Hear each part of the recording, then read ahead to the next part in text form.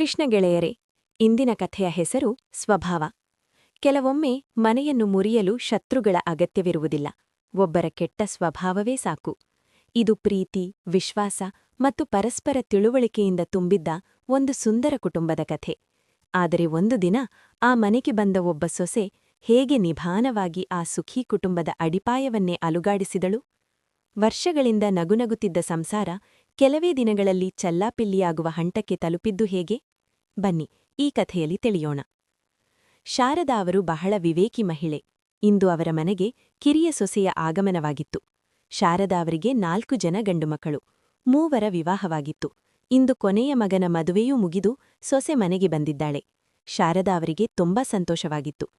ತಮ್ಮ ಜವಾಬ್ದಾರಿಯೆಲ್ಲ ಮುಗಿಯಿತೆಂದು ನೆಮ್ಮದಿಯುಸಿರು ಬಿಟ್ಟರು. ಶಾರದಾ ಅವರಿಗೆ ಹೆಣ್ಣು ಮಕ್ಕಳಿರಲಿಲ್ಲ. ಮಗಳ ಆಸೆಯಲ್ಲೇ ಅವರು 4 ಗಂಡು ಮಕ್ಕಳಿಗೆ ಜನ್ಮ ನೀಡಿದ್ದರು. ಆದರೆ ಈಗ ಅವರಿಗೆ ಅರ್ಥವಾಗಿತ್ತು, ತಮ್ಮ ಹಣೆಯಲ್ಲಿ ಹೆಣ್ಣು ಮಗುವಿನ ಭಾಗ್ಯವಿಲ್ಲ, ಆದರೆ ವೃದ್ಧಾಪ್ಯದಲ್ಲಿ ಸೊಸೆಯಂದಿರ ರೂಪದಲ್ಲೇ ಹೆಣ್ಣು ಮಗುವಿನ ಸುಖ ಸಿಗಲಿದೆ ಎಂದು. ಶಾರದಾ ಅವರು ಸೊಸೆಯಂದಿರನ್ನು ಸ್ವಂತ ಮಗಳಂತೆಯೇ ಪ್ರೀತಿಸುತ್ತಿದ್ದರು ಮತ್ತು ಅವರ ಬಗ್ಗೆ ತುಂಬ ಕಾಳಜಿ ವಹಿಸುತ್ತಿದ್ದರು. ಸೊಸೆಯಂದಿರು ಕೂಡ ಶಾರದಾ ಅವರನ್ನು ಚೆನ್ನಾಗಿ ನೋಡಿಕೊಳ್ಳುತ್ತಿದ್ದರು, ಏಕೆಂದರೆ ಅವರಿಗೂ ಶಾರದಾ ಅವರು ಅತ್ತೆಯಾಗಿರದೆ ತಾಯಿಯಂತೆ ಕಂಡಿದ್ದರು. ಅತ್ತೆ ಮನೆಯಲ್ಲಿದ್ದೇವೆ ಎಂಬ ಭಾವನೆ ಅವರಿಗೆಂದೂ ಬರಲಿಲ್ಲ. ಮನೆಯಲ್ಲಿ ಎಲ್ಲರೂ ಒಗ್ಗಟ್ಟಿನಿಂದ ಇರುವಂತಹ ವಾತಾವರಣವನ್ನು ಶಾರದಾ ನಿರ್ಮಿಸಿದ್ದರು. ಯಾರ ನಡುವೆಯೂ ಭಿನ್ನಾಭಿಪ್ರಾಯವಾಗಲಿ ಜಗಳವಾಗಲಿ ಇರಲಿಲ್ಲ. ತಾವು ಬದುಕಿರುವವರಿಗೂ ಸಂಸಾರದಲ್ಲಿ ಯಾವುದೇ ತೊಂದರೆ ಬರಬಾರದೆಂದು ಅವರು ಸಮನ್ವಯ ಕಾಪಾಡಿಕೊಂಡಿದ್ದರು. 2ನೇ ಸೊಸೆ ಬಂದ ಕೆಲವೇ ದಿನಗಳಲ್ಲಿ ಶಾರದಾ ಅವರ ಪತಿ ನಿಧನರಾದರು. ಆರಂಭದಲ್ಲಿ ಶಾರದಾ ತುಂಬಾ ಕುಸಿದು ಹೋದರು. ಆದರೆ ಸೊಸೆಯಂದಿರು ಅವರಿಗೆ ಬೆನ್ನೆಲುಬಾಗಿ ನಿಂತರು. ಅವರ ಗಮನವನ್ನು ಬೇರೆಡೆ ಸೆಳೆಯಲು ಪತಿಯ ವ್ಯವಹಾರವನ್ನು ಅಂದರೆ ಬಿಸ್ನೆಸ್ ಅನ್ನು ಅವರೇ ವಹಿಸಿಕೊಳ್ಳುವಂತೆ ಮಕ್ಕಳೆಲ್ಲ ಒತ್ತಾಯಿಸಿದರು. ಮೊದಲು ನನ್ನಿಂದ ಸಾಧ್ಯವಿಲ್ಲ ಎಂದರೂ ನಂತರ ಮಕ್ಕಳ ಮತ್ತು ಸೊಸೆಯಂದಿರ ಪ್ರೋತ್ಸಾಹದಿಂದ ಶಾರದಾ ಅವರು ಪತಿಯ ವ್ಯವಹಾರವನ್ನು ನಿಭಾಯಿಸಲು ಶುರುಮಾಡಿದರು. ಶಾರದಾ ಅವರ ಪತಿ ಬಹಳ ದೂರದೃಷ್ಟಿಯ ವ್ಯಕ್ತಿಯಾಗಿದ್ದರು. ಅವರು ಬದುಕಿರುವಾಗಲೇ ಗಂಡು ಮಕ್ಕಳಿಗೆ ಬೇರೆ ಬೇರೆ ವ್ಯವಹಾರಗಳನ್ನು ಮಾಡಿಸಿಕೊಟ್ಟಿದ್ದರು ಮತ್ತು ಎಲ್ಲರ ಕೆಲಸಗಳು ಸುಗಮವಾಗಿ ನಡೆಯುತ್ತಿದ್ದವು. ಅವರು ಬಹಳ ಯೋಚಿಸಿ ದೊಡ್ಡ ಮನೆಯನ್ನು ಕಟ್ಟಿಸಿದ್ದರು. ಅದರಲ್ಲಿ 4 ಪ್ರತ್ಯೇಕ ಫ್ಲ್ಯಾಟ್ಗಳಿದ್ದವು ಮತ್ತು ಒಂದು ದೊಡ್ಡ ಮನೆಯಲ್ಲಿ ಸುಮಾರು 10 ಕೋಣೆಗಳಿದ್ದವು. ಪ್ರತಿಯೊಬ್ಬ ಮಗನಿಗೆ 2 ಕೋಣೆಗಳು ಹಾಗೂ ಶಾರದಾ ಮತ್ತು ಅವರ ಪತಿಗೆ 2 ಕೋಣೆಗಳಿದ್ದವು. ಇದೆಲ್ಲವೂ ಒಂದು ದೊಡ್ಡ ಕಾಂಪೌಂಡ್ ಒಳಗೇ ಇತ್ತು. ತಮ್ಮ ನಂತರ ಮಕ್ಕಳಲ್ಲಿ ಜಗಳ ಬರಬಾರದು, ಎಲ್ಲರೂ ಅಕ್ಕಪಕ್ಕದಲ್ಲೇ ಇರಬೇಕು ಎಂಬುದು ಅವರ ಉದ್ದೇಶವಾಗಿತ್ತು. ಮಕ್ಕಳ ವ್ಯವಹಾರವನ್ನು ಮೊದಲೇ ಬೇರ್ಪಡಿಸಿದ್ದರಿಂದ ಮನಸ್ತಾಪಕ್ಕೆ ಅವಕಾಶವಿರಲಿಲ್ಲ. ಜಂಟಿ ಕುಟುಂಬವಾಗಿದ್ದರಿಂದ ಮನೆಯ ಎಲ್ಲಾ ಖರ್ಚನ್ನು ಶಾರದಾ ದಂಪತಿಗಳೇ ನೋಡಿಕೊಳ್ಳುತ್ತಿದ್ದರು. ಮಕ್ಕಳು ತಮ್ಮ ವೈಯಕ್ತಿಕ ಖರ್ಚನ್ನು ಮಾತ್ರ ನಿಭಾಯಿಸುತ್ತಿದ್ದರು. ಮನೆಯಲ್ಲಿ ಕೆಲಸಕ್ಕೆ ಆಳುಕಾಳುಗಳಿದ್ದರು, ಹಾಗಾಗಿ ಸೊಸೆಯಂದಿರ ಮೇಲೆ ಕೆಲಸದ ಹೊರೆಯೂ ಇರಲಿಲ್ಲ. ಒಟ್ಟಾರೆಯಾಗಿ ಅದೊಂದು ಅತ್ಯಂತ ಪ್ರೀತಿಯ ಮತ್ತು ಸುಖೀ ಕುಟುಂಬವಾಗಿತ್ತು. ಈಗ ಕಿರಿಯ ಮಗನ ಮದುವೆಯಾದ ಮೇಲೆ ಶಾರದಾ ಅವರಿಗೆ ಗಂಗಾಸ್ನಾನ ಮಾಡಿದಷ್ಟು ಪುಣ್ಯ ಬಂದಂತಾಯಿತು. ಕಿರಿಯ ಸೊಸೆಯ ಮುದ್ದಾದ ಮುಖ ನೋಡಿ ಶಾರದಾ ಅವರ ಸಂತೋಷಕ್ಕೆ ಪಾರವೇ ಇರಲಿಲ್ಲ. ತಮ್ಮ ಸಂಸಾರ ಈಗ ಪರಿಪೂರ್ಣವಾಯಿತು ಎಂದುಕೊಂಡರು. ಆದರೆ ಶಾರದಾ ಅವರ ಆ ಕಿರಿಯ ಸೊಸೆ ಕೇವಲ ರೂಪದಲ್ಲಿ ಮಾತ್ರ ಸುಂದರವಾಗಿದ್ದಳು. ಮನೆಯ ಶಾಂತಿ ಕಡದಿದ ಸಣ್ಣ ಸೊಸೆ, ಆದರೆ ಅವಳು ಮನಸ್ಸಿನಿಂದ ಬಹಳ ಕೆಟ್ಟವಳಾಗಿದ್ದಳು. ಇದನ್ನು ಯಾರೂ ಊಹಿಸಿರಲಿಲ್ಲ. ಒಬ್ಬ ಸೊಸೆಯ ರೂಪದಲ್ಲಿ ಈ ಸುಖೀ ಸಂಸಾರವನ್ನು ಹಾಳು ಮಾಡುವ ಹೆಣ್ಣು ಮನೆಗೆ ಬಂದಿದ್ದಾಳೆ ಎಂಬ ಸುಳಿವು ಯಾರಿಗೂ ಇರಲಿಲ್ಲ. ಕೆಲವೇ ದಿನಗಳಲ್ಲಿ ಸಣ್ಣ ಸೊಸೆ ತನ್ನ ಅಸಲಿ ಗುಣವನ್ನು ತೋರಿಸಲು ಶುರುಮಾಡಿದಳು. ಮೊದಲಿಗೆ ಅವಳು ರೂಮಿನ ವಿನ್ಯಾಸದ ಇಂಟೀರಿಯರ್ ಬಗ್ಗೆ ಗಲಾಟೆ ಶುರುಮಾಡಿದಳು. ಉಳಿದ ಅತ್ತಿಗೆಯರ ಕೋಣೆಗಳಲ್ಲಿ ತುಂಬಾ ಒಳ್ಳೆಯ ಇಂಟೀರಿಯರ್ ಇದೆ, ನನ್ನ ಕೋಣೆಯಲ್ಲಿ ಯಾಕಿಲ್ಲ? ಎಲ್ಲರೂ ಬಹಳ ಚಾಲಾಕಿಗಳು, ನನ್ನ ಪತಿ ದಡ್ಡ ಎಂಬ ಕಾರಣಕ್ಕೆ ನೀವು ಹೀಗೆ ಮಾಡಿದ್ದೀರಿ ಎಂದು ರಂಪಾಟ ಮಾಡಿದಳು. ಶಾರದಾ ಅವರ ಮನೆಯಲ್ಲಿ ಇಂತಹ ಮಾತುಗಳು ಕೇಳಿಬಂದಿದ್ದು ಇದೇ ಮೊದಲು. ಸಣ್ಣ ಸೊಸೆ ಪೂಜಾಳ ಮಾತು ಕೇಳಿ ಶಾರದಾ ಅವರಿಗೆ ಮೊದಲ ಬಾರಿಗೆ ವಿಪರೀತ ಕೋಪ ಬಂದಿತು. ಅವರು ಮಗ ಮೋನುವಿನ ಕಡೆ ನೋಡಿದರು. ಆದರೆ ಪೂಜಾಳ ಮುಂದೆ ಮಾತನಾಡುವ ಧೈರ್ಯ ಅವನಿಗಿರಲಿಲ್ಲ. ಅವಳು ಬಹಳ ಹರಿತವಾದ ನಾಲಿಗೆಯವಳಾಗಿದ್ದಳು ಮತ್ತು ಸಿಹಿಯಾಗಿ ಮಾತನಾಡುತ್ತಲೇ ವಿಷಕಾರುತ್ತಿದ್ದಳು. ಮೋನು ಅಸಹಾಯಕತೆಯಿಂದ ತಾಯಿಯನ್ನು ನೋಡಿದಾಗ ಪೂಜಾ ತನ್ನ ಪತಿಗಾಗಲಿ ಅಥವಾ ಇತರರಿಗಾಗಲಿ ಕಿಂಚಿತ್ತೂ ಮರ್ಯಾದೆ ಕೊಡುವುದಿಲ್ಲ ಎಂಬುದು ಶಾರದಾ ಅವರಿಗೆ ಅರ್ಥವಾಯಿತು. ಮಗನ ಪರಿಸ್ಥಿತಿ ಕಂಡು ಅವರಿಗೆ ಮರುಕವಾಯಿತು. ಮನೆಯನ್ನು ಒಡೆಯುವ ಇಂತಹ ಮಾತುಗಳು ಬಂದಾಗಲೇ ಅವುಗಳನ್ನು ಚಿವುಟಿ ಹಾಕದಿದ್ದರೆ ಇಡೀ ಸಂಸಾರ ಬರಿದಾಗುತ್ತದೆ ಎಂದು ಶಾರದಾ ಅವರಿಗೆ ಅನಿಸಿತು. ಹಾಗಾಗಿ ಅವರು ಕಠಿಣ ದನಿಯಲ್ಲಿ ಹೇಳಿದರು, ಪೂಜಾ, ಇಂತಹ ಮಾತುಗಳನ್ನಾಡಲು ನಿನಗೆ ಎಷ್ಟು ಧೈರ್ಯ?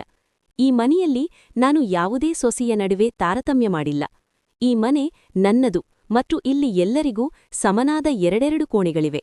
ಮನೆಯ ಎಲ್ಲಾ ಖರ್ಚನ್ನೂ ನಾನು ನನ್ನ ಹಣದಿಂದಲೇ ನೋಡಿಕೊಳ್ಳುತ್ತೇನೆ.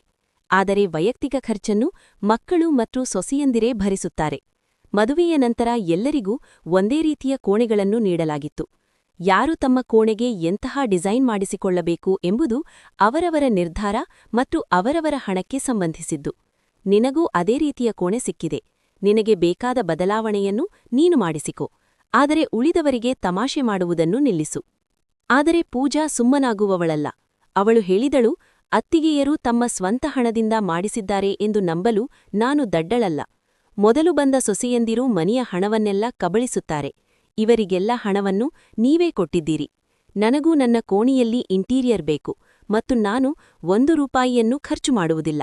ನೀವೇ ಹಣ ಕೊಡಬೇಕು ಅಷ್ಟೇ ಎಂದು ಹೇಳಿ ತನ್ನ ಕೋಣೆಗೆ ಹೋಗಿ ಬಾಗಿಲು ಹಾಕಿಕೊಂಡಳು. ಸೊಸೆಯ ಈ ಉದ್ಧಟತನ ಕಂಡು ಶಾರದಾ ಅವರ ಉಳಿದ ಮಕ್ಕಳು ಮತ್ತು ಸೊಸೆಯಂದಿರಿಗೆ ವಿಪರೀತ ಸಿಟ್ಟು ಬಂದಿತು. ಮೋನು ಮಾತ್ರ ಏನೂ ಅರಿಯದವನಂತೆ ಸುಮ್ಮನೆ ನಿಂತಿದ್ದ. ದೊಡ್ಡಣ್ಣ ಮೋನುವನ್ನು ತರಾಟೆಗೆ ತೆಗೆದುಕೊಂಡನು. ನಿನ್ನ ಹೆಂಡತಿಗೆ ಅಮ್ಮನ ಜೊತೆ ಈ ರೀತಿ ಮಾತನಾಡಲು ಧೈರ್ಯ ಬಂದಿದ್ದು ಹೇಗೆ? ಈ ಮನೆಯ ರೀತಿ ನೀತಿಗಳನ್ನು ಅವಳಿಗೆ ತಿಳಿಸಿಲ್ಲವೇ ಎಂದು ಗದರಿಸಿದನು. ಮಧ್ಯದ ಸೊಸೆ ಪೂಜಾಳ ಕೋಣೆಗೆ ಹೋಗಿ ಅವಳಿಗೆ ಬುದ್ಧಿ ಕಲಿಸಲು ಪ್ರಯತ್ನಿಸಿದಳು. ನಿನ್ನೆ ಮೊನ್ನೆ ಬಂದ ನೀನು ಅತ್ತೆಯವರ ಮುಂದೆ ಆಜ್ಞೆವಾಡುವುದಕ್ಕೆ ನಿನಗೆ ಎಷ್ಟು ಧೈರ್ಯ? ನಮಗೆ ಮರ್ಯಾದೆ ಕೊಡದಿದ್ದರೂ ಪರವಾಗಿಲ್ಲ. ಅತ್ತೆಯವರಿಗೆ ಮರ್ಯಾದೆ ಕೊಡುವುದನ್ನು ಮೊದಲು ಕಲಿ ಎಂದು ಖಾರವಾಗಿ ಹೇಳಿದಳು. ಆದರೆ ಪೂಜಾ ಅವಳನ್ನು ಕೋಣೆಯಿಂದ ಹೊರಕ್ಕೆ ತಳ್ಳಿ, ನನ್ನ ಕೋಣೆಗೆ ನನ್ನ ಅನುಮತಿಯಿಲ್ಲದೆ ಬರುವ ಧೈರ್ಯ ನಿನಗೆ ಹೇಗೆ ಬಂತು?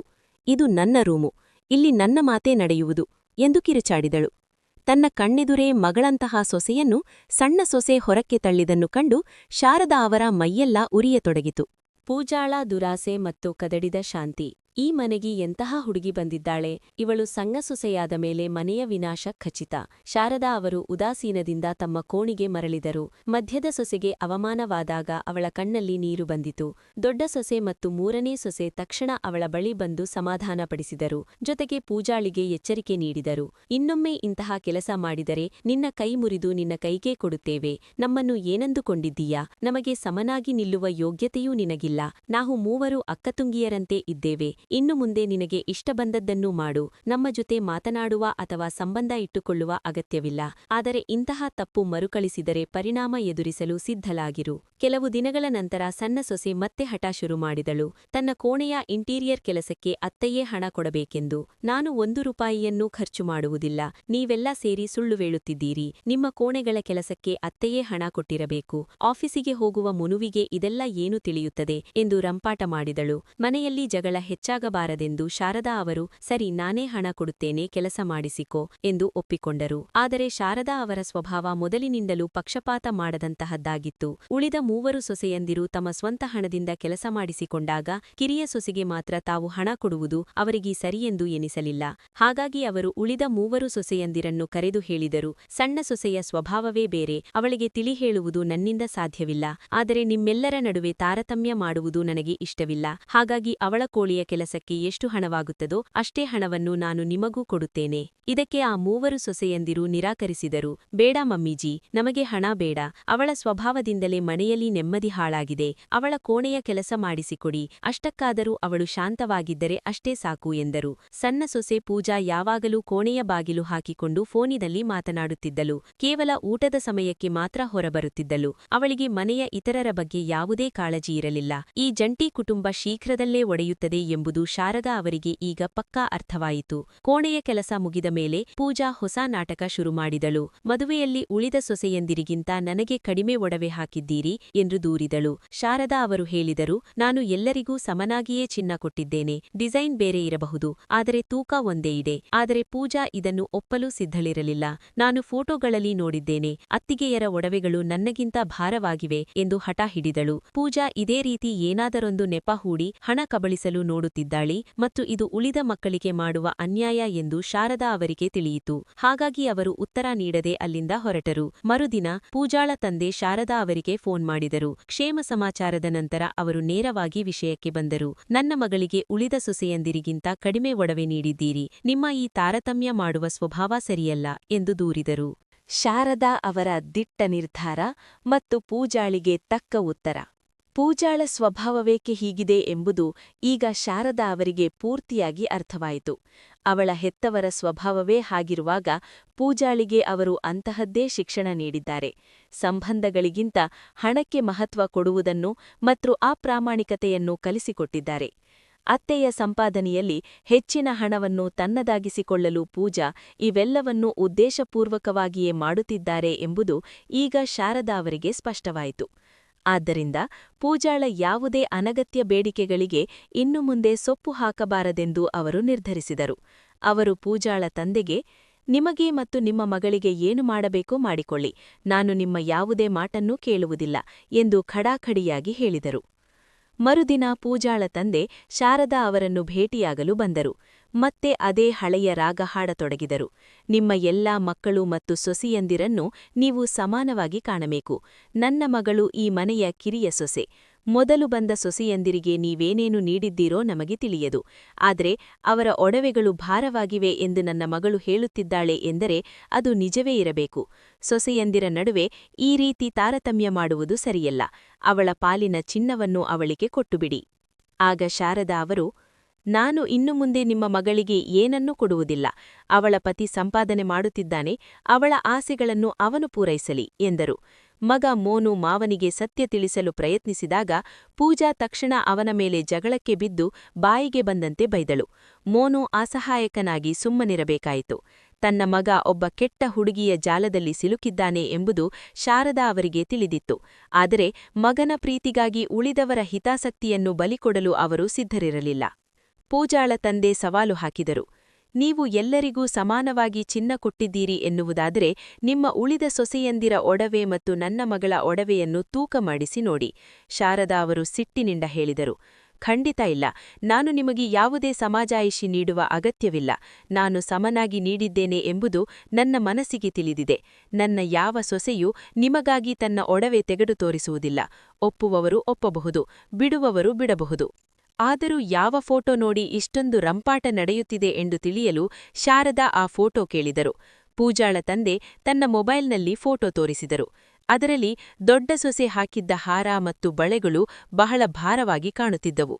ಅದನ್ನು ಕಂಡು ಶಾರದಾ ನಗುತ್ತಾ ಹೇಳಿದರು, ನನ್ನ ಮೇಲೆ ನೀವು ದೂರುತ್ತಿರುವ ಈ ಒಡವೆಯನ್ನು ನನ್ನ ಸೊಸೆಯ ತಂದೆ ತಾಯಿ ಮದುವೆಯ ಸಮಯದಲ್ಲಿ ನೀಡಿದ್ದು. ಅದು ನಾನು ನೀಡಿದ ಒಡವೆಗಿಂತ 2 ಪಟ್ಟು ತೂಕವಿದೆ. ಆ ಲೆಕ್ಕದ ಪ್ರಕಾರ ನನ್ನ ಉಳಿದ ಸೊಸೆಯಂದಿರ ಮನೆಯವರು ನೀಡಿದಂತೆ ನೀವು ಕೂಡ ಪೂಜಾಳಿಗೆ ಅಷ್ಟೇ ಭಾರದ ಒಡವೆಗಳನ್ನು ನೀಡಬೇಕು. ನಿಮ್ಮ ಮಗಳಿಗೆ ಅವಳ ತವರು ಮನೆಯಿಂದ ಅಷ್ಟು ಬೆಲೆಬಾಳುವ ಒಡವೆಗಳು ಸಿಕ್ಕಿಲ್ಲ ಎಂಬುದು ಈಗ ಸಾಬೀತಾಯಿತು. ಮುಂದುವರೆದು ಅವರು ಕಠಿಣ ನಿರ್ಧಾರ ಪ್ರಕಟಿಸಿದರು. ನಿಮ್ಮ ಮಗಳ ವರ್ತನೆಯಿಂದ ನನ್ನ ಸುಂದರ ಸಂಸಾರ ಒಡೆಯುವ ಹಂತಕ್ಕೆ ಬಂದಿದೆ. ಆದ್ದರಿಂದ ಇನ್ನು ಮುಂದೆ ನಿಮ್ಮ ಮಗಳು ಮತ್ತು ಅಳಿಯ ಈ ನನ್ನ ಮನೆಯಲ್ಲಿ ಇರಲು ಸಾಧ್ಯವಿಲ್ಲ. ನನ್ನ ಮಗ ಮೋನು ಎಂದರೆ ನನಗೆ ತುಂಬ ಪ್ರೀತಿ. ಆದರೆ ಅವನ ಮೇಲಿನ ಅತಿಯಾದ ಪ್ರೀತಿಯಿಂದ ನಾನು ಉಳಿದ ಮಕ್ಕಳ ಮೇಲೆ ಅನ್ಯಾಯವಾಗುವುದನ್ನು ನೋಡುತ್ತಾ ಕೂರಲಾರೆ. ನಿಮ್ಮ ಮಗಳಿಗೆ ಹಿರಿಯರು ಕಿರಿಯರು ಎಂಬ ಗೌರವವಿಲ್ಲ. ಆದ್ದರಿಂದ ಅವರು ಇಲ್ಲಿಂದ ಹೊರಟು ತಮ್ಮದೇ ಆದ ಫ್ಲಾಟ್ನಲ್ಲಿ ಇರಲಿ ಅಥವಾ ಎಲ್ಲಿಗಾದರೂ ಹೋಗಲಿ. ಈ ಮನೆಯಲ್ಲಿ ಅವಳಿಗೆ ಜಾಗವಿಲ್ಲ. ಇದನ್ನು ಕೇಳಿ ಪೂಜಾ ಕಿರುಚಾಡಿದಳು. ಇದೇಗೆ ಸಾಧ್ಯ? ಉಳಿದ ಸೊಸೆಯಂದಿರು ನಿಮ್ಮ ಮನೆಯಲ್ಲಿ ಐಷಾರಾಮಿಗಳಿಗಿರಬೇಕು, ನಿಮ್ಮ ಖರ್ಚಿನಲ್ಲೇ ಬದುಕಬೇಕು. ಆದರೆ ನಾನು ಮತ್ತು ನನ್ನ ಪತಿ ಮಾತ್ರ ನಮ್ಮ ಫ್ಲಾಟ್ನಲ್ಲಿ ಇದ್ದು ಬಾಡಿಗೆ ಕಟ್ಟುತ್ತಾ ಸ್ವಂತ ಖರ್ಚು ನೋಡಬೇಕೆ? ನಾನು ಇಲ್ಲೇ ಇರುತ್ತೇನೆ. ನಾನು ನನ್ನ ಹಣವನ್ನು ಫಾಲ್ತು ಖರ್ಚು ಮಾಡಲಾರೆ. ಶಾರದಾ ಗರ್ಜಿಸಿದರು. ಉಳಿದ ಸೊಸೆಯಂದಿರು ತಮ್ಮ ಮಿತಿಯಲ್ಲಿದ್ದಾರೆ, ಗೌರವ ಕೊಡುತ್ತಾರೆ ಮತ್ತು ಪ್ರೀತಿಯಿಂದ ಇರುತ್ತಾರೆ. ಅವರು ತಮ್ಮನ್ನು ಈ ಮನೆಯ ಮಾಲೀಕರು ಎಂದು ಭಾವಿಸಿಲ್ಲ. ಈ ಮನೆಯ ಮಾಲೀಕಳು ನಾನು ಬದುಕಿರುವವರೆಗೂ ನಾನೇ ಇರುತ್ತೇನೆ. ಈ ಮನೆಯಲ್ಲಿ ಏನು ನಡೆಯಬೇಕು ಎಂಬುದನ್ನು ನಾನೇ ನಿರ್ಧರಿಸುವುದು. ಇಲ್ಲಿನ ನಿರ್ಧಾರಗಳನ್ನು ತೆಗೆದುಕೊಳ್ಳಲು ನೀನ್ಯಾರು? ಶಾರದಾ ಅವರ ಸಿಂಹಗರ್ಜನೆ ಮತ್ತು ಪೂಜಾಳಿಗೆ ತಕ್ಕ ಶಾಸ್ತಿ. ಬಹಳ ದಿನಗಳಿಂದ ನಿನ್ನ ಉದ್ಧಟತನವನ್ನು ಸಹಿಸಿಕೊಂಡಿದ್ದೇನೆ, ನೀನು ಸುಧಾರಿಸಬಹುದು ಎಂಬ ಆಸೆಯಿಂದ. ಆದರೆ ನಾಯಿಯ ಬಾಲ ಯಾವತ್ತೂ ಡೊಂಕೆ ಎಂಬುದು ನನಗೆ ತಿಳಿದಿದೆ. ನೀನು ಸುಧಾರಿಸುವವಳಲ್ಲ. ನಿನ್ನ ಗಂಟು ಮೂಟೆ ಕಟ್ಟಿಕೊಂಡು ತಕ್ಷಣ ನನ್ನ ಮನೆಯಿಂದ ಹೊರಡು. ಇದು ನನ್ನ ಮನೆ. ನನ್ನ ಹಣದಿಂದ ಕಟ್ಟಿದ್ದು ಮತ್ತು ನನ್ನ ಹಣದಿಂದಲೇ ನಡೆಯುತ್ತಿದೆ. ನಾನು ಯಾರ ಮೇಲೂ ಅವಲಂಬಿತಳಲ್ಲ. ನನ್ನ ಬಿಸ್ನೆಸ್ ನಾನೇ ನಡೆಸುತ್ತೇನೆ. ನನ್ನ ಮನೆಯಲ್ಲಿ ಯಾರಿರಬೇಕು ಎಂಬುದನ್ನು ನಾನೇ ನಿರ್ಧರಿಸುತ್ತೇನೆ. ಅರ್ಥವಾಯಿತೆ? ತಕ್ಷಣ ಹೊರಡು ಎಂದರು ಶಾರದಾ. ಆಗ ಪೂಜಾ ಮತ್ತು ಅವಳ ತಂದೆ ಬೆದರಿಕೆ ಹಾಕಲು ಪ್ರಯತ್ನಿಸಿದರು. ನನ್ನನ್ನು ಮದುವೆಯಾಗಿ ಈಗಷ್ಟೇ ಈ ಮನೆಗೆ ಬಂದಿದ್ದೇನೆ. ನಾನು ಮನಸ್ಸು ಮಾಡಿದರೆ ನಿಮ್ಮ ಮೇಲೆ ಸುಳ್ಳು ಕೇಸ್ ಹಾಕಿ ಜೈಲಿಗೆ ಕಳಿಸಬಲ್ಲೆ. ನೀವು ನನಗೆ ಕಿರುಕುಳ ನೀಡಿದ್ದೀರಿ ಎಂದು ದೂರು ನೀಡುತ್ತೇನೆ ಎಂದರು.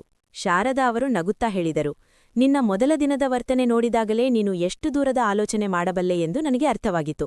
ಅದಕ್ಕಾಗಿಯೇ ಯಾರಿಗೂ ತಿಳಿಯದಂತೆ ಮನೆಯ ಮೂಲೆ ಮೂಲೆಯಲ್ಲೂ ಸಿಸಿಟಿವಿ ಕ್ಯಾಮೆರಾಗಳನ್ನು ಅಳವಡಿಸಿದ್ದೆ. ನಿನ್ನ ಪ್ರತಿಯೊಂದು ಚಟುವಟಿಕೆಯೂ ಅದರಲ್ಲಿ ರೆಕಾರ್ಡ್ ಆಗಿದೆ. ಈ ಮನೆಯಲ್ಲಿ ಯಾರಿಗೆ ಕಿರುಕುಳ ನೀಡಲಾಗಿದೆ ಎಂಬುದು ಅದರಲ್ಲಿ ಸ್ಪಷ್ಟವಾಗಿ ಕಾಣುತ್ತದೆ. ಯಾರಿಗೆ ಏನು ಹೇಳಬೇಕೋ ಹೇಳಿಕೋ, ಏನು ಮಾಡಬೇಕೋ ಮಾಡಿಕೋ. ನಾವು ಸಾಧುಗಳಾಗಿರಬಹುದು, ಆದರೆ ದಡ್ಡರಲ್ಲ. ನಮ್ಮ ಹಕ್ಕಿಗಾಗಿ ನಾವು ಹೋರಾಡಬಲ್ಲೆವು. ನಿನ್ನ ಅತ್ತಿಗೆಯರು, ಅತ್ತೆ ಮತ್ತು ಪತಿಯ ಮೇಲೆ ನೀನು ನಡೆಸಿದ ದೌರ್ಜನ್ಯವೆಲ್ಲವೂ ಆ ಕ್ಯಾಮರಾದಲ್ಲಿದೆ. ನಿನಗೆ ಕಾನೂನು ತಿಳಿದಿದ್ದರೆ ಒಂದು ನೆನಪಿರಲಿ, ಕೇವಲ ನೀನಷ್ಟೇ ಕೇಸ್ ಹಾಕಲಾರೆ. ನಿನ್ನ ಪತಿ ಕೂಡ ನಿನ್ನ ಮೇಲೆ ಕೇಸ್ ಹಾಕಬಹುದು, ಏಕೆಂದರೆ ನೀನು ಅವನನ್ನೂ ಪೀಡಿಸಿದ್ದೀಯಾ. ಸುಧಾರಿಸಿಕೊಳ್ಳುವುದು ನಿನಗೆ ಒಳ್ಳೆಯದು. ನಾವು ಪ್ರೀತಿಯಿಂದ ಬದುಕುವವರು, ಆದರೆ ನಿನ್ನಿಂದಾಗಿ ಈ ಮನೆಯಲ್ಲಿ ದ್ವೇಷದ ಗೋಡೆ ನಿರ್ಮಾಣವಾಗಿದೆ. ಶಾರದಾ ಅವರ ಈ ಮಾತುಗಳಿಗೆ ಪೂಜಾಳ ತಂದೆಯ ಬಳಿ ಯಾವುದೇ ಉತ್ತರವಿರಲಿಲ್ಲ. ಮಗ ಮೋನು ತನ್ನ ತಾಯಿಯನ್ನು ನೋಡಿ ಹೆಮ್ಮೆಯಿಂದ ಮುಗುಳ್ನಗುತ್ತಿದ್ದನು. ಇವರಿಗೆ ಇಂತಹದೇ ಉತ್ತರದ ಅಗತ್ಯವಿತ್ತು ಎಂದು ಅವನು ಸನ್ನೆ ಮಾಡಿದನು. ಶಾರದಾ ಪೂಜಾಳಿಗೆ ಗಡುವು ನೀಡಿದನು. ನಿನಗೆ 2 ಗಂಟೆ ಸಮಯ ನೀಡುತ್ತೇನೆ. ಮನೆ ಖಾಲಿ ಮಾಡು. ಎಲ್ಲಿಗೆ ಹೋಗುತ್ತೀಯೋ ಹೋಗು, ಆದರೆ ಈ ಮನೆಯಲ್ಲಿ ಇನ್ನು ನಿನಗೆ ಜಾಗವಿಲ್ಲ. 2 ಗಂಟೆಯ ನಂತರ ನೀನಿಲ್ಲಿ ಕಂಡರೆ ಪೊಲೀಸರನ್ನು ಕರೆಸಿ ನಿನ್ನನ್ನು ಹೊರದಬ್ಬಬೇಕಾಗುತ್ತದೆ. ಇದುವರೆಗೆ ನಿನ್ನ ಆಟ ನೋಡಿದಾಯಿತು, ಈಗ ನನ್ನ ಆಟ ನೋಡು. ಇಷ್ಟನ್ನು ಹೇಳಿ ಶಾರದಾ ಅವರು ತಮ್ಮ ಕೋಣಿಗೆ ಮರಳಿದರು. ಪೂಜಾ ಮತ್ತು ಅವಳ ಪ್ಲಾನ್ ಅವರ ಮೇಲೆಯೇ ತಿರುಗುಬಾಣವಾಯಿತು. ಹೆದರಿಸಿ ಹಣ ಕಬಳಿಸಬಹುದು ಅಂದುಕೊಂಡಿದ್ದ ಅವರಿಗೆ ಮನೆ ಕಳೆದುಕೊಳ್ಳುವ ಪರಿಸ್ಥಿತಿ ಬಂದಿತು. ಮೋನುವಿನ ಫ್ಲಾಟ್ ಬಾಡಿಗೆಗೆ ಇತ್ತು. ಅದು ತಕ್ಷಣ ಖಾಲಿಯಾಗುವಂತಿರಲಿಲ್ಲ. ಅನಿವಾರ್ಯವಾಗಿ ಪೂಜಾ ಮತ್ತು ಮೋನು ಸಣ್ಣ ಬಾಡಿಗೆ ಮನೆಗೆ ಶಿಫ್ಟ್ ಆಗಬೇಕಾಯಿತು. ಮೊದಲು ಐಶ್ವರ್ಯ ಜೀವನ ನಡೆಸುತ್ತಿದ್ದ ಪೂಜಾಳಿಗೆ ಈಗ ಸಂಕಷ್ಟ ಎದುರಾಯಿತು. ಅತ್ತೆ ಮನೆಯಲ್ಲಿ ಕೆಲಸಕ್ಕೆ ಆಳುಕಾಳುಗಳಿದ್ದರು. ಎಸಿ ಕೋಣೆ ಇತ್ತು. ಖರ್ಚಿನ ಚಿಂತೆ ಇರಲಿಲ್ಲ. ಆದರೆ ಈಗ ಸ್ವತಃ ಕೆಲಸ ಮಾಡಬೇಕಿತ್ತು. ಬಾಡಿಗೆ ಮತ್ತು ಮನೆ ಖರ್ಚನ್ನು ತಾನೇ ನಿಭಾಯಿಸಬೇಕಾಯಿತು. ಕೊನೆಗೂ ಪೂಜಾಳಿಗೆ ಸರಿಯಾದ ಪಾಠವಾಯಿತು. ಸ್ನೇಹಿತರೆ, ಶಾರದಾ ಅವರು ತೆಗೆದುಕೊಂಡ ನಿರ್ಧಾರ ಸರಿಯಿತ್ತೇ? ಅಥವಾ ಕಿರಿಯ ಮಗನಿಗಾಗಿ ಪೂಜಾಳಿಗೆ ಇನ್ನೊಂದು ಅವಕಾಶ ನೀಡಬೇಕಿತ್ತೇ? ನೀವು ಶಾರದಾ ಅವರ ಸ್ಥಾನದಲ್ಲಿದ್ದರೆ ಏನು ಮಾಡುತ್ತಿದ್ದಿರಿ? ನಿಮ್ಮ ಅಭಿಪ್ರಾಯವನ್ನು ಕಮೆಂಟ್ ಮಾಡಿ ತಿಳಿಸಿ. ಧನ್ಯವಾದಗಳು.